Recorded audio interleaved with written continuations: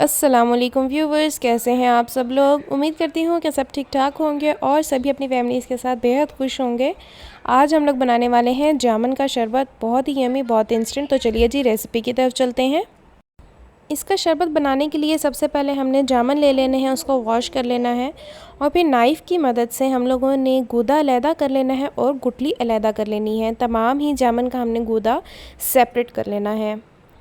यहाँ पे मैंने गूदा अलहदा कर लिया है, ठीक है। अब बारी आती है बाकी अज्जा देखने की, जो कि कुछ यूँ है। 1.5 टेबलस्पून चीनी, ठीक है।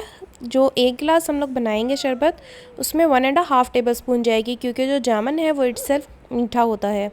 उसके बाद जी इसके अंदर हमने शामिल करना है 1 टीस्पून काला नमक और 1 टीस्पून सादा नमक। अगर आप लोगों के पास लीमू अवेलेबल हैं तो आप वो भी शामिल कर सकते हैं। तमाम चीज़ों को अब हम लोगों ने अच्छे से ब्लेंड करना है, स्ट्रेन कर लेंगे और उसको करेंगे प्रेजेंट। ये है हमारी जूस की complete and final look. Hopefully आपको रेसिपी पसंद आई होगी। Do try this.